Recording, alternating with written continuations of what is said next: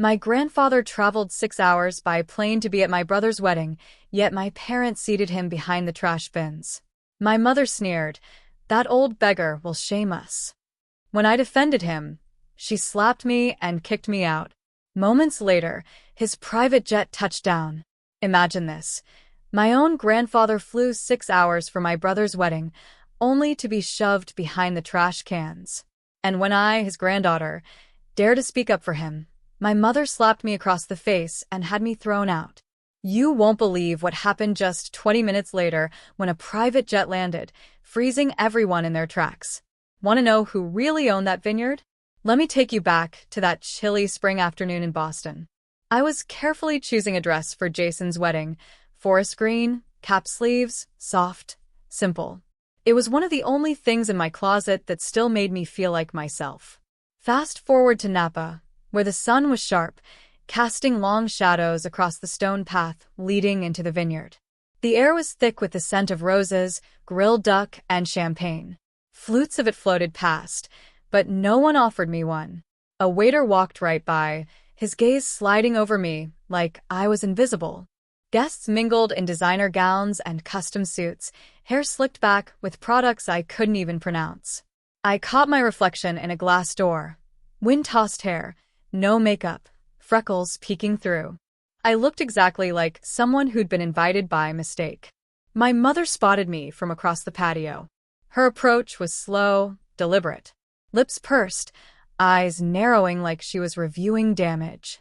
"You look," she paused, her gaze sweeping from my shoes to my neckline, "decent." That was it. No hug. No, you made it all the way from Boston. Not even a nod to the fact that I'd RSVP'd alone, while everyone else arrived in pairs, trios, or entire entourages. I barely got a word in before she turned away, already walking off to greet someone with a tighter dress and a fatter bank account. Jason? He didn't notice me at all, or pretended not to. He was too busy laughing with his college buddies near the olive trees, one hand glued to a glass of something amber, the other wrapped around his fiancée's waist. Her ivory lace dress looked like it cost more than my entire grad school tuition. When her eyes met mine, there was no recognition, just polite disinterest. We'd met twice. Twice. I wandered around the edges of the gathering, pretending to look for someone, anyone. I hadn't come to cause a scene. I'd come because, despite everything, they were still my family. And then I saw him. Grandpa. A town car pulled up slowly at the edge of the gravel circle.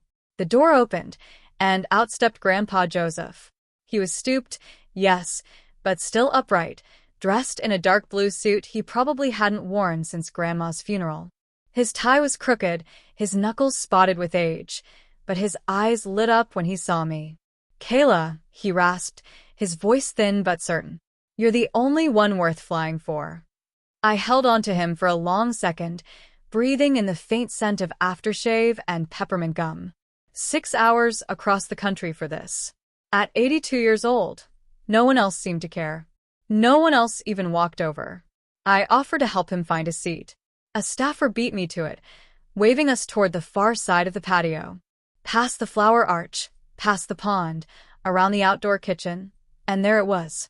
One plastic chair, wedged near 2 overflowing trash bins, right next to the humming heat vents from the catering tent. My chest went tight.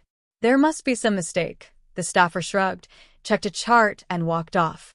I turned to my mother. She stood less than 20 feet away, adjusting her bracelet in the sunlight. "Why is Grandpa sitting there?" I asked, my voice barely a whisper. Her gaze flicked past me like I was background noise. "He insisted on coming. I told him he wouldn't enjoy himself. But beggars can't be choosers." "He's not a beggar," I said, my voice low but firm. She leaned in closer, her whisper sharp as the summer air. "That old man will embarrass us. The way he talks, the way he eats, the way he smells." I looked at her. Truly looked. Her face was taut, cold. She wasn't even pretending. I walked away, fists clenched at my sides. But it wasn't over. Not for me. As guests began taking their seats for the rehearsal dinner, I rose from the table where I'd been quietly planted, next to the valet's son, Yes, really, and stepped onto the small platform near the welcome arch. Excuse me, I said, gently tapping a fork against my glass. Conversations died. Dozens of faces turned toward me. My voice trembled. I took a breath. I just wanted to ask, why is my grandfather seated near the trash bins while strangers are at the family table? A long silence. Then the sharp click of heels. My mother stormed up the aisle. Her hand was raised before I could even register it. The slap cracked across my face like a gunshot. Gasps rose from the crowd. You ungrateful thing, she hissed, cheeks flushed. You don't belong here. She turned to a nearby staffer. Escort her out. I stumbled backward, the sting hot across my cheek. I didn't cry. I didn't scream.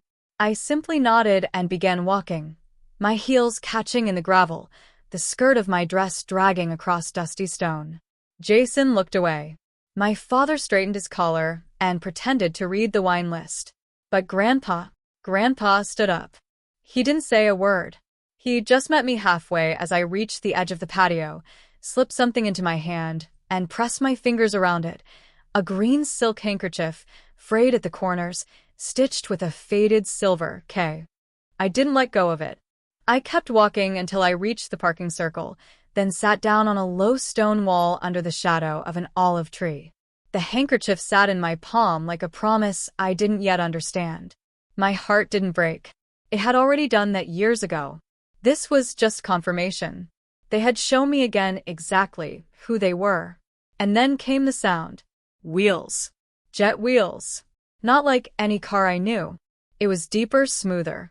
Something heavy, moving slow, and sure down the gravel side path just behind the vineyard. I turned toward the noise and squinted against the sun. A black Rolls-Royce glided into view, sleek as a shadow, its paint reflecting the gold of the late afternoon sky. Behind it, two smaller SUVs rolled in like a quiet procession. I stayed seated on the stone wall, fingers wrapped tightly around Grandpa's handkerchief, not daring to hope. Then the driver's door opened. The chauffeur stepped out with quiet urgency and moved to the rear passenger door. It opened with grace, and there he was. Grandpa. Not hunched and worn like he'd been an hour ago, but upright, poised. His dark suit was perfectly cut, his shoes gleaming, and over his eyes sunglasses. Real ones, not the drugstore kind he used to fumble for. Two men in dark suits followed him out, tall and serious. He saw me, paused, and pulled off his sunglasses. Well, sweetheart, he said, his voice clear and strong. Ready to shake things up? I stood up slowly. The gravel under my heels shifted, but I didn't fall. Not this time. What's going on? I asked, my heart hammering. Grandpa just smiled, something tight and knowing, and tilted his head toward the main venue. I noticed it then. The security staff at the gate, 3 young men in black vests, had gone completely still. One whispered something to another. The tallest reached for a walkie-talkie, clipped his belt, then hesitated. When Grandpa took a step forward, they didn't stop him. One even opened the side gate, the same gate I had just been pushed through, humiliated and discarded. Grandpa offered me his arm. Let's see if your brother remembers who actually owns this land. I blinked at him. Wait, what? But he didn't explain, just kept walking. The realization hit like cold water. This place wasn't some overpriced venue they'd rented. No. We weren't guests here. We were home. Or at least Grandpa was. I fell and stepped behind him, still gripping the green silk in my hand. The initial, K, shimmered faintly in the sunlight. It didn't feel like a token anymore. It felt like a message. As we approached the reception area, music floated out from the open-air patio. The crowd was mid-toast. My mother's voice was audible, amplified and proud, praising Jason's vision and ambition. The words made my stomach twist. Grandpa didn't flinch. The 2 men with him stepped ahead slightly, flanking the wooden entry as the doors swung open. I paused at the edge, staying low behind a hedge of potted olive trees, watching. Heads turned. Dozens of them. Then silence. Not the polite kind either, but thick, awkward, disbelieving, the sort that wraps around a room and squeezes. Jason lowered his champagne glass mid-sip, My father went sheet white. My mother froze mid-sentence, her hands still holding the mic. Grandpa walked straight through the crowd like he was parting the sea. Eyes didn't just follow. They trailed in disbelief, like they were trying to do the math and couldn't. He stepped up to the small stage beside the string quartet, took the microphone gently from my mother's hand without a word. She didn't resist. She just stepped back and blinked at him like he wasn't real. I wasn't going to say anything, Grandpa began, his voice calm but heavy. Didn't want to make a fuss. It's a wedding, after all. There were small laughs, nervous ones. But maybe, he continued, it's time people knew what really built this family. From where I stood, I saw my father's hand twitch toward his pocket. Jason stared at his shoes. The bride's parents glanced at one another, clearly confused. The security staff had stopped moving altogether. I walked in then. Not down the aisle, not toward the family table, just through the side entrance, quiet and steady, and stood near the stone pillar by the reception arch. I didn't need to speak. I didn't want to. I just watched. One of the security men stood near me, giving a slight nod, like I belonged there. I reached into my pocket, ran my fingers along the threads of the handkerchief again. For the first time that day, I didn't feel small. Grandpa kept going. I'm 82, he said plainly. I built this vineyard with these hands. I named it after my late wife. I gave it to the family, trusted it would be used for something good. He turned slightly, his eyes sweeping over the stunned guests. But when I flew here today, no one knew because no one bothered to ask if I'd be invited. I wasn't. My name wasn't on the list. The driver didn't even recognize me at the gate. There was a shift in the crowd. Small gasps, murmurs. I sat near the trash bins, he said dryly, right next to the kitchen vent. Now, I'm not much for fanfare, but I know the difference between a seat and a message. He turned toward my parents, and I received the message loud and clear. The silence was crushing now. My mother clutched the back of a chair, her fingers white. My father stared at the floor. Jason still hadn't moved. I stood still. I didn't flinch. I didn't cry. That moment wasn't about revenge. It wasn't even about justice. It was truth spoken plain. And then Grandpa said 7 words that made the whole room stop breathing. The air inside that glass-ceiling reception hall thickened in a way that no summer afternoon ever should. Grandpa's voice cut through the murmurs like a slow knife through silk. I built this empire for her. He paused, his gaze sweeping. Not you. For a moment, there was only silence, an eerie, breathless kind. Then gasps. Then forks clinked against porcelain as hands trembled. Even the pianist stopped mid-note. I felt every eye shift toward me as I stood near the rear of the room, no longer in the shadows. I hadn't moved closer on purpose, just instinct. But now I stood there, not hiding anymore. Grandpa lifted a hand and pointed. Her, he said again. Jason's fiancée leaned into her friend and whispered, Who is she? The photographer, who'd just been snapping candids of the champagne toast, lowered his camera slowly, like even the lens had gone blurry with confusion. I heard my own breath before I realized I was holding it. The green handkerchief in my palm felt like it anchored me to the floor. Grandpa took another step forward. He didn't rush. He didn't raise his voice. He just looked at my father, squaring him in the eye. I left the land in her name because she was the only one who visited me when I was sick. You remember, don't you, Richard? Dad's face lost all its performative glow. That polished, charismatic smile he always wore at events like this? Gone. He looked like a man whose stage lights had just shorted out. You changed the forms, Grandpa continued. Didn't you? While I was still recovering. My chest tightened. The memory hit before I could stop it. The winter 3 years ago, the pneumonia scare. Everyone else was too busy or traveling. I was the one who drove up through icy roads and sat with him in that drafty cabin. I brought soup. I read aloud. I took his calls in the middle of the night when his breathing scared him. And then silence. After a few weeks, his number stopped ringing. I assumed he'd recovered and pulled back. My mother whispered something to Jason, her lips barely moving. Grandpa raised a hand sharply. Don't. Not today. The entire room had gone quiet again. The kind of quiet that makes you painfully aware of the smallest sound. Someone's bracelet slid down their wrist with a soft jingle. A baby cried faintly outside, but inside, it was just truth hanging thick in the air. Then Grandpa reached into his blazer and pulled out an envelope. He turned, walked toward me, and offered it with steady fingers. I stepped forward, meeting him halfway. "This is yours," he said, handing me the envelope. It always was. My fingers shook as I took it, but I didn't open it. I just stared at the heavy, cream-colored paper, sealed, notarized, dated. He changed that will. Jason blurted suddenly, stepping forward with his hands slightly raised, like he was trying to calm a riot. "Whatever that is, it's not legal." He changed it. Months later, one of our uncles, Mom's cousin I think, stood from his table and asked, "Is that true?" I finally looked at the envelope. The date printed clearly across the top was 2 months before Grandpa's illness, before the pneumonia, before the silence. Grandpa's voice rose, not loud, but thunderous in its weight. "You told the lawyer I was mentally unfit. You forged the medical affidavit while I was sedated. You used my hospital stay as cover." Then he slammed his cane down on a nearby table. The sharp crack made several guests jump. "You stole it not from me, but from her." I felt heat rush up my neck. My father said nothing. His mouth moved, but no words came out. Jason stared at his shoes like they might offer an escape. And then I understood.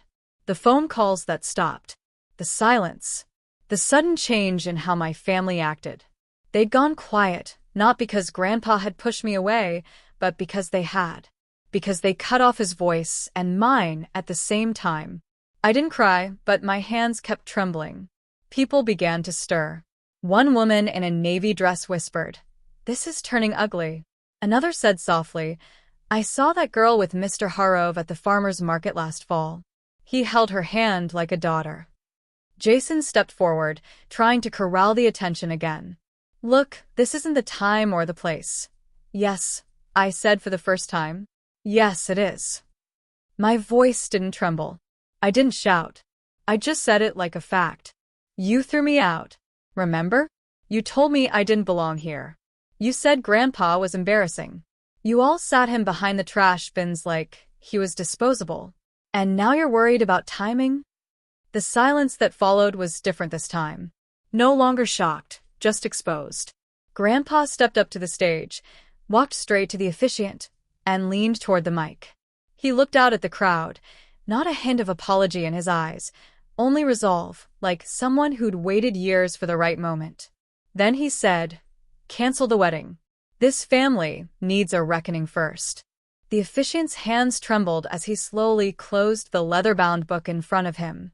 You could hear the pages settle, the way still water does after stone is thrown in. He glanced nervously at Grandpa, who stood just feet away, still gripping his cane like it was the only thing anchoring him to the room. "Are you absolutely certain, sir?" the officiant asked, his voice brittle. Grandpa gave a single, heavy nod. "There will be no vows today. This family is about to split down the middle, and no one makes promises while standing on broken ground." Lily's hands flew to her mouth. "What?" "What is happening?" she choked out, mascara already streaking beneath her eyes. Jason didn't move. His face was locked in something between disbelief and dread. Around the room, guests began shifting uncomfortably in their seats.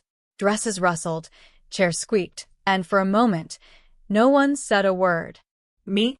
I stood motionless, arms stiff at my sides, like I was watching a slow-motion fire tear through a home I used to live in. And that's when Grandpa spoke again, louder this time, to the crowd. "Some of you may have heard whispers. I'll speak plainly." He reached into his coat pocket and pulled out a slim folder, worn but deliberate. "After my medical records were mysteriously sealed," he said, "I hired someone, a private investigator. And he found more than I ever expected."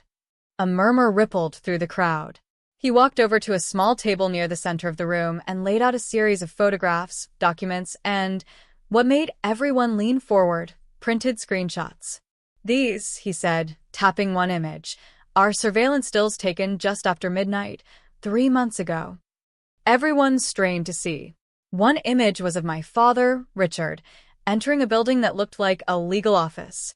Another showed him again, same place, different night. Next to those was a copy of an affidavit supposedly signed by Grandpa, declaring him mentally unfit to manage the estate. The signature was wobbly, loose, not at all like Grandpa's steady cursive I'd seen all my life on birthday cards and checkbooks. A gasp shot out from somewhere behind me, then another. I turned toward Jason. His eyes met mine and dropped immediately. "You knew?" I asked, barely above a whisper. He didn't answer right away. Instead, he shifted his weight as if the floor had suddenly gone unstable beneath him. I didn't want to go along with it, he said, his voice cracking. Mom said it was just temporary, just until Grandpa, you know. I didn't move. He took a step forward, trying to close the space between us. "I didn't know they'd cut you out completely. I swear, Kayla, I didn't know they'd go that far." Grandpa's voice cut through the room like a cleaver. "And yet, you were the first one to lock her out of the vineyard. You changed the security codes. You barred her from the harvest celebration. You watched her name get erased. And you said nothing."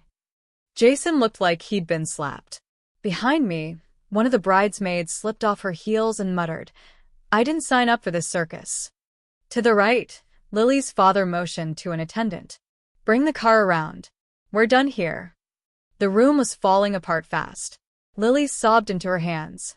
Her veil drooped down her back, like a flag at half-mast. Her mother kept glancing from Grandpa to the documents, then back to her husband. The tension was thick enough to chew. And me? I just stood there. The sting from Mom's slap earlier still echoed on my cheek. A phantom burn I couldn't ignore, but I refused to touch it. I wouldn't give her the satisfaction. She was watching me now, glaring as if daring me to speak again. And I did. "You told me I didn't belong here," I said, turning to face her fully. "You made it clear. Every birthday, I wasn't invited to. Every holiday dinner where my chair was mysteriously missing. Every time you call me ungrateful because I didn't give you money for Jason's wedding." She hissed. "You still don't belong. You never did." I didn't raise my voice. I didn't need to. "I used to believe that," I said quietly. "I used to think I was the black sheep, the disappointment, the outsider. But now I see clearly. I was never the embarrassment. You were." Gasps again. A few people clutched their pearls. Literal pearls. One uncle turned and walked out. A distant cousin near the cake table grabbed her purse like it might shield her from whatever came next. Jason didn't move. Lily crumbled into a chair, shaking. My father clenched his jaw and looked away. And then, through the silence, Grandpa reached into another inside pocket. Slowly, deliberately, he stepped toward me. His eyes, fierce, exhausted, proud, met mine. He extended a folded paper, thick, cream-colored, embossed with a seal. "I never stopped believing in you," he said, his voice low but firm. "And they won't erase you again." I looked down. It was the deed to the vineyard. My name was printed right on top. Grandpa's hand lingered in the air just a second longer than expected before the deed landed gently in my lap. The paper wasn't pristine. Edges curled, a faint coffee ring in one corner. But the signature, bold and unmistakably his, stared up at me like a secret that had waited too long in the dark. I didn't say anything at first. My fingers grazed the ink slowly, then curled around the edges like I wasn't sure if I should protect it or tear it in half. Grandpa sat beside me on the long leather sofa, his posture straighter than I'd seen in years. He looked tired, not from age, but from something deeper, like a man who had kept too much buried for too long. "You checked the signature twice," he said quietly. "It's real." I nodded. "I know it is. That's not what's hard to believe." He exhaled through his nose, slow. "I made the change the day I saw your mother throw out your college admission letter. Stanford, wasn't it?" I blinked. I hadn't thought about that day in years. "You saw that?" "She told the housekeeper it was junk mail," he murmured. But I recognized the envelope, and I recognized her face when she tossed it. That was the moment I knew something had gone very wrong. I tried to form words, but the air in my chest refused to move. All I could get out was, "Why didn't you tell me?" "I wanted to," he said, "but I thought protecting you quietly was better than putting you in the middle of a war." Turns out I underestimated just how far they'd go. The room was quiet except for the soft ticking of the old clock on the wall and the occasional shift of firewood in the hearth. Outside the suite's window, the vineyard's night lights dotted the slope like scattered lanterns. He leaned back, fingers clasped on his knee. "I entrusted a lawyer in San Francisco to hold everything until your 30th birthday. That was the plan. But I never got anything because your mother intercepted it." His voice dipped. "She forged a medical power of attorney 6 months ago. Told the court I was declining. Claimed early dementia. It let her override every legal instruction I had left. She filed the paperwork with your uncle's notary and sealed it with a physician's note from her friend. Someone who hasn't examined me in 10 years. So even this deed, technically legal when I signed it with the POA in place, it was voided in practice. They had the upper hand. They just didn't count on me showing up today." I rubbed my temples. This whole time, I thought I was just disappointing them. Not enough. Not successful like Jason. Not worth fighting for. "You weren't the failure, Kayla. You were the threat." The words landed hard. I leaned forward, elbows on my knees, staring at the fireplace. Every meeting where Jason cut me off mid-sentence. Every time Mom said I was too sensitive. Every holiday where I ended up in the kitchen doing dishes alone while they toasted to each other's accomplishments. I felt something rising in my throat. Not quite a sob, not quite anger. It was something quieter, something heavier. I wanted to believe family still meant something, I whispered. Even when it hurt. Grandpa looked at me with the same expression he wore when I was a kid and fell off my bike, but tried not to cry. "Family does mean something," he said. "But not all blood is worthy of the word." Silence stretched between us. My hands tightened around the deed. "What's the point of owning something they already poisoned?" I asked, barely above a whisper. "Every inch of that vineyard is soaked in their contempt. I'd rather burn it down." He didn't flinch. "You could. Or," he reached forward, placed a wrinkled hand over mine, "you could unpoison it with truth." I sat back, letting his words settle like dust in the room. Truth. What a strange, powerful thing. It doesn't erase pain. It just demands you stop pretending it didn't happen. I didn't cry. I didn't scream. I sat still with that paper in my lap and the quiet hum of memories pressing in on me. Eventually, I stood and walked over to the corner bookshelf. I pulled down a folder, one I hadn't touched since college. Inside were pages of notes, sketches, plans, a vineyard redesign I once dreamed of. I'd forgotten it was even here. "I used to imagine creating a label that honored Grandma's name," I said, flipping through the pages. "Simple, clean, authentic, just like her. She taught me how to prune vines before I learned how to drive." Grandpa's eyes lit up with something fierce and gentle all at once. "Then, that's what we'll do. Start there and take it all back." My hand stopped on a sketch of a label, Eleonora's Table, in soft script across a bottle. I smiled faintly, and for a brief moment, there was peace in the room. Not because the pain was gone, but because for the first time in years, the truth had a place to sit. But that peace didn't last. Because while I was tracing the outline of a dream I thought I'd buried, my mother was already setting her next move in motion. One that would make everything I held in my hands feel like kindling, waiting for a match. The crumpled deed still sat on my nightstand when the phone rang. One shrill vibration in the quiet of the early morning hours. I blinked at the screen. Mateo. My stomach clenched. I hadn't heard from him in years. Not since he left the vineyard quietly after Jason restructured the staff. The call wasn't long. "You need to come now," Mateo said. His voice was hushed. "Urgent. They're about to dump everything." I didn't ask what he meant. I just grabbed my jacket, my car keys, and the portable voice recorder Grandpa had handed me earlier. "In case they try to bury more than your name," he'd said, with eyes that hadn't blinked since dinner. He wanted to come, but the evening had taken too much out of him. "Record everything," he whispered. Don't let them erase her again. By the time I reached the gates of the vineyard, the stars had started to pale. The gravel cracked under my tires as I pulled up to the back entrance of the facility. The main lights were off, but a sliver of yellow glowed beneath the side door. Mateo stood there, gray hoodie, ball cap low. His hands were trembling. "They're moving fast," he muttered, sliding a key card through the side panel. "Follow me and stay quiet." We slipped through narrow corridors lined with crates and forgotten barrels, ducking past a small office where the computer monitor still blinked.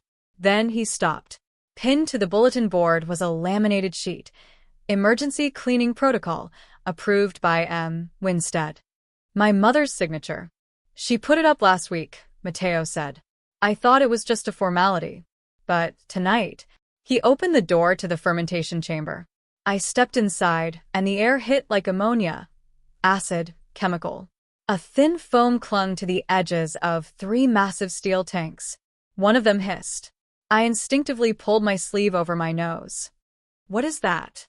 I asked, backing up. "Solvent," Mateo whispered. "Industrial grade.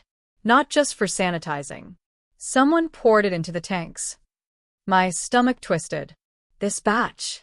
Was it the Syrah? He nodded once. "The last one your grandmother ever helped blend." I staggered back, hand on the wall. The sting in my eyes wasn't just the fumes. Mateo reached into his hoodie and pulled out a USB stick. I copied the security footage before they could wipe it. Jason came in after hours twice. And he wasn't alone. I stared at the little drive in his palm. "Why are you showing me this?" "Because he offered me 10 grand to say it was an accident." I froze. "And you refused?" He hesitated. "I took the money. And I told you instead. Because you're the only one who ever treated this place like more than a trophy." Something cracked in my chest. Not loudly, but the kind of snap you feel behind your ribs like a rope pulled too tight for too long. I turned and walked up to the tank. A dull silver beast, stained now with betrayal. My reflection warped across its surface. "She spent her last summer blending this," I whispered. "Every night, she'd come in with her tasting book. Said she wanted one last vintage. Something to outlive her." Mateo said nothing. He didn't have to. They hadn't just tried to sabotage the wine. They'd tried to erase her. I took out my phone and began photographing everything. The foam, the tank labels, the posted protocol. Mateo handed me a bottle he'd managed to seal from an untouched batch. "You'll need this for testing." I nodded. My fingers shook as I dropped the USB into my purse. Then I drove. I didn't go straight back. I couldn't. The road stretched ahead, headlights carving through the darkness. At a bend past the county line, I pulled over. There was a turnout near an old walnut grove. I stepped out of the car, left the door open. The engine ticked softly as it cooled. The sky was starting to shift, inky blue bleeding into a faint strip of pink dawn. And I stood there, frozen in the half-light, hugging myself. "If I expose this," I said aloud, my voice raw, "I destroy the family name." My own breath fogged in the air. "But if I stay quiet, she dies a second time." I closed my eyes and saw her, Grandma, leaning over a barrel, brushing hair from her face, smiling at me with purple-stained fingers. "Wine is like memory," she once told me. "It keeps who we are if we protect it." I didn't cry. I just got back in the car, pulled out my old contacts list, and tapped the name of a toxicologist I'd worked with on a college lab project in Santa Rosa. When she picked up, I spoke clearly. "I need a rush analysis. Industrial solvent, possibly methyl ethyl ketone." She said she'd meet me in 2 hours. I ended the call. The sky behind me had gone from lavender to gold, light rising, but my chest felt heavier than ever. And somewhere between rage and grief, I finally stopped asking for their love. I drove the rest of the way in silence, the sunrise barely warming the frost behind my eyes. My fingers clenched the steering wheel like it might hold me together. By the time I reached the vineyard's main office, the parking lot was half full. Sleek black sedans lined up like they were here for a funeral. In a way, they were. The boardroom was tucked behind thick oak doors at the back of the estate building. I didn't knock. I walked in mid-sentence. Jason was speaking, his hands moving like a salesman trying to spin a disaster into an opportunity. He stopped. Everyone stopped. I didn't say a word.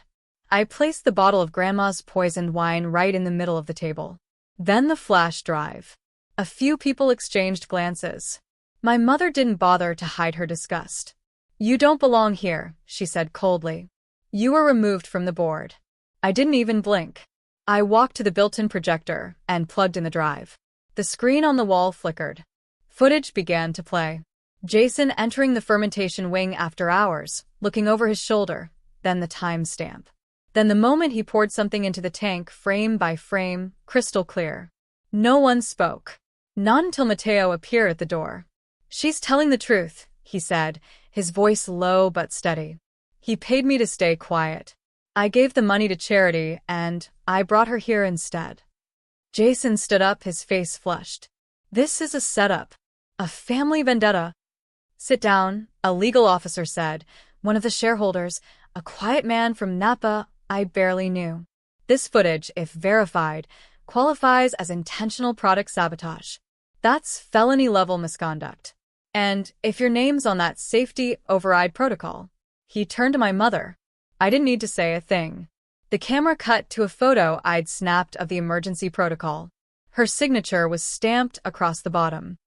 "This wine," I finally said, my voice catching, "was the last blend Grandma helped craft before she passed. You didn't just ruin a product. You defiled her memory." My father's voice cracked through the silence. "You'll destroy us all, Kayla. Think about what you're doing." "I am," I said. "I thought about it all night." The door creaked again. This time it was Grandpa. He moved slowly, leaning on his cane, but his gaze was sharp as ever. He didn't speak at first, just handed a thick envelope to the attorney trailing behind him. "About a year ago," Grandpa said, "I revised the family trust." Whispers rippled across the room. My mother stiffened. Jason looked like someone had slapped him across the mouth. "I no longer trust this board," Grandpa said plainly. "Too much ego, too little legacy." The lawyer cleared his throat and opened the envelope. "Effective immediately, Kayla Ventna holds full power of attorney over all family operations. The land, the winery, and associated assets are secured under a separate estate trust under her name." My breath caught. Grandpa turned to my mother, his tone almost gentle. "You disowned your daughter out of pride. You called her a burden and embarrassment. But now it's her name that saves you from collapse." Jason shoved back his chair and stormed out. No one tried to stop him. He slammed the door so hard the projector flickered. My mother just sat there, blinking rapidly. "We were protecting the brand," she murmured. "No," I said quietly. "You were protecting your ego, and you were willing to burn everything to the ground just to keep control." She looked at me then, not with love, not even hate, just confusion, like I was someone she didn't recognize anymore. But I wasn't the one who changed. After the boardroom emptied, I stood there a moment longer, just me in the silence. The storm had passed, but its aftertaste still lingered in the corners of my mouth, bitter and dry. I gathered the wine bottle, the legal documents, and my grandmother's folded vineyard sketch that Mateo had handed me like a quiet offering. My fingers brushed the edges gently, and I held it to my chest as I stepped outside. The evening light stretched long over the hills, turning the vines into shadows that swayed with the breeze. There was something sacred about that time of day, when the sun dipped low but hadn't quite gone. The kind of hush that invited reflection, not conversation. I didn't head to the house. My legs moved on their own, following the path that curved behind the fermentation barn and led to the lower garden, *her garden. No one went there anymore. The gravel crunched under my boots as I reached the bench where she used to hum while pruning. I could almost smell the citrus from her soap, feel her calloused fingers guiding mine when I was little and didn't know the difference between a strong bud and a lost cause. That place hadn't changed much, but I had. I crouched beside the old vine where she always kept her small wooden crate. Back then, it held gardening gloves, twine, and those strange lozenges she claimed helped her sing better. The soil was dry, cracked. I ran my hands through it anyway, just to feel closer to her. That's when I saw something poking out, metal, dulled with age. My breath caught. I dug carefully, dusting dirt away from the edges until I uncovered a rusted tin box. It wasn't locked, just latched. My fingers hesitated before flipping it open. Inside, a folded envelope wrapped in linen cloth and a single dried grape leaf. Its stem brittle, but still shaped like a tiny, outstretched hand. The handwriting on the envelope was unmistakable. To Kayla. My throat tightened. I opened the envelope slowly. The linen crinkled like fabric that hadn't seen light in years. Her handwriting curved across the page with that same steady grace. The kind only a woman who sang to plants and outlasted betrayal could possess. If you're reading this, then you already know the truth. They never saw your strength, child. But I did. I saw it when you bandaged birds. When you gave away your share of pie to Lily. When you let your mother's silence define your self-worth just so peace could last one more dinner. You always gave more than you were given. That's your power. But don't let them define your worth. I pressed the letter against my chest. I could hear her in the silence. Not her words, but her spirit. Not preaching, not warning, just holding space for me. This land doesn't belong to the loudest. It belongs to the one who knows how to love it back. I folded the letter, not with grief, but with something steadier. Reverence, maybe. I sat on the bench, watching the horizon where dusk began to bleed into night. The wind stirred again, soft this time. The vines rustled like they were whispering among themselves. I tilted my head, and for a flicker of a second, I thought I heard her humming. Just a bar, maybe two. Faint, but real enough to steal my breath. For the first time in years, I didn't feel like I had to ask for space here. I didn't feel like a visitor treading lightly. I felt home. I closed my eyes and let the quiet wrap around me. I'd been fighting so hard for justice, clawing back every inch of dignity they tried to take. But here, under these vines, with her voice still echoing in the air, I didn't have to fight. I could just be. The sound of approaching footsteps broke the spell. I turned. Mateo stood a few yards away, holding a lantern. He didn't say anything at first, just walked over and sat beside me, placing a rolled-up parchment on my lap. I opened it. Grandma's original blueprint for the vineyard's expansion. Hand-drawn, weathered at the corners, annotated in red ink with names of grape varietals and irrigation lines. She wanted this to grow, he said quietly. With you. I nodded slowly. Then I'll rebuild it, I said. Not out of spite, but out of love. The words came easy, not rehearsed, just honest. We sat there a little while longer. I asked him for a pencil and a notebook and began to mark spots where the new rows could run. A sloping rose near the ridge for Pinot, a pergola where the wild roses used to bloom. And one small plot I drew a heart around and labeled Carmen's Grace. By the time the first stars appeared, the air had cooled. The vines looked softer in the starlight, almost like they were waiting. As the first stars came out, I whispered to the vines, "Thank you for waiting." I stayed in the garden longer than I intended, my fingers brushing over the leaves like I was memorizing them. The quiet had changed. It didn't feel hollow anymore. It felt full, like something had returned. 3 weeks passed. The vineyard was no longer a forgotten place. It was alive. That evening, the garden glowed under paper lanterns strung from the olive trees. Tables were lined with white linen and local cheeses, and bread sat in rustic bowls. There were no photographers, no speeches rehearsed, just people who had helped. Old neighbors, a few loyal workers, friends of my grandmother.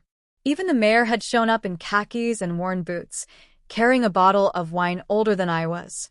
I wore a simple navy dress, but it was the grapevine brooch pinned over my heart that meant the most. It had been my grandmother's. Mateo had found it in the back of her desk drawer, wrapped in a handkerchief with her initials. As I greeted guests, poured wine, and passed fresh rosemary focaccia, I tried to stay grounded. My hands moved. My smile stayed gentle. But inside, I was holding my breath. Not from fear anymore, just disbelief. For the first time in years, something beautiful was unfolding, and no one was trying to take it from me, until I saw them. My parents and my brother arrived, as if the place still belonged to them. My breeze. There was something sacred about that time of day, when the sun dipped low but hadn't quite gone. The kind of hush that invited reflection, not conversation. I didn't head to the house. My legs moved on their own, following the path that curved behind the fermentation barn and led to the lower garden, *her* garden. No one went there anymore. The gravel crunched under my boots as I reached the bench where she used to hum while pruning.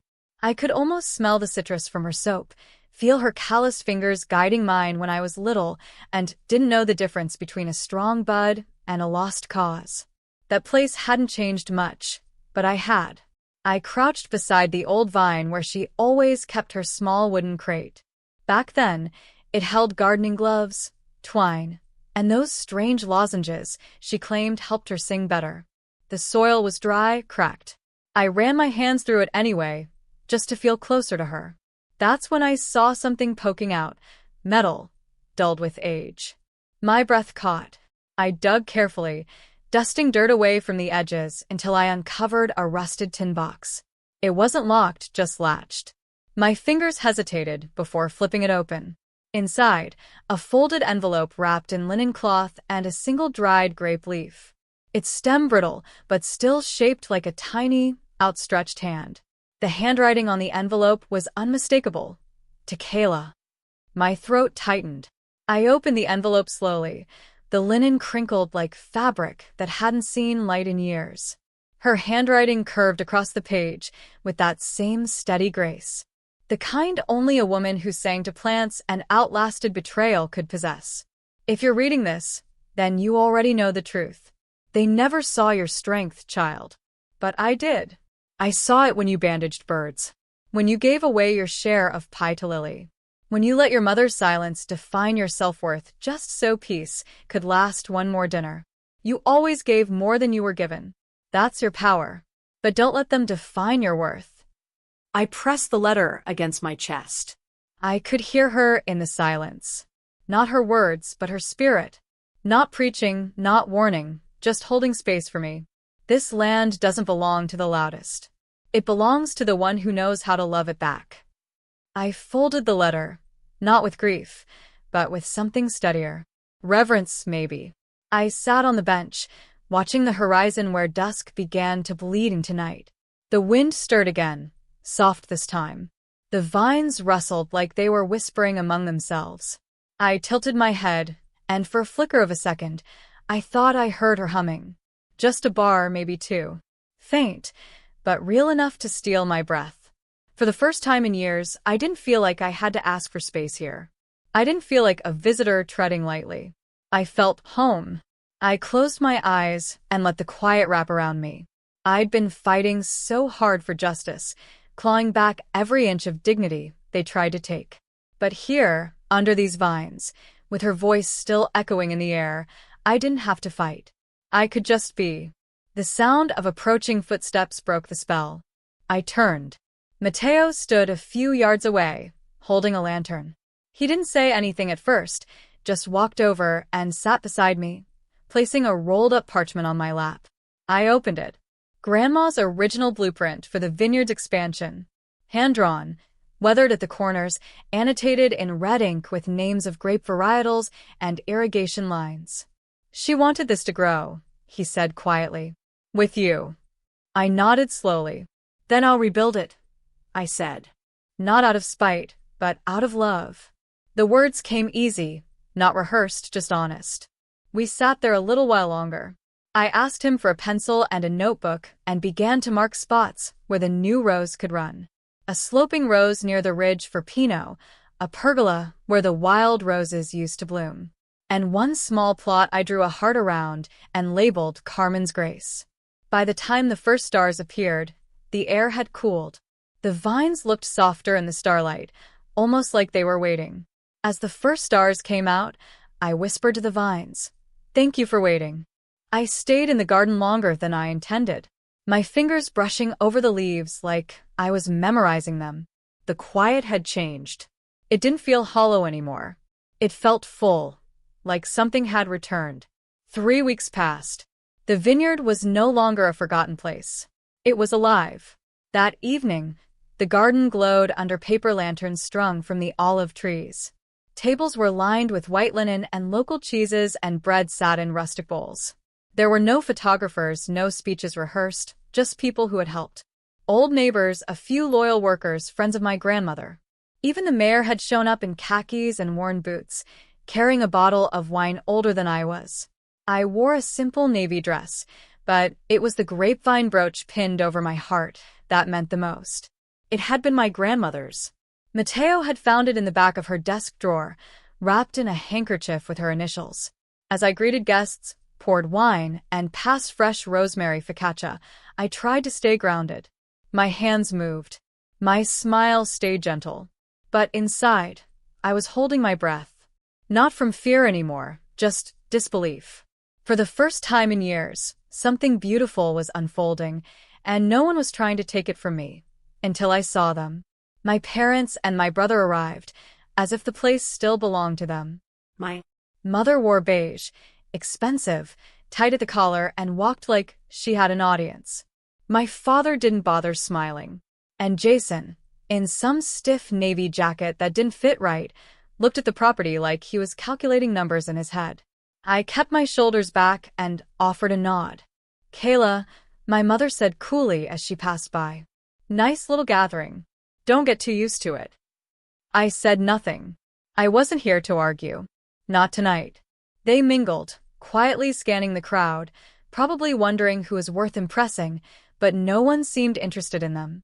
People stayed where they were, glasses in hand, chatting about the vines, asking about the new press I'd ordered, or complimenting the rosemary planting I'd done near the fence line. This was no longer their stage. A black SUV pulled into the gravel just as the sun dropped below the hills. People turned, and the air shifted. It was Grandpa.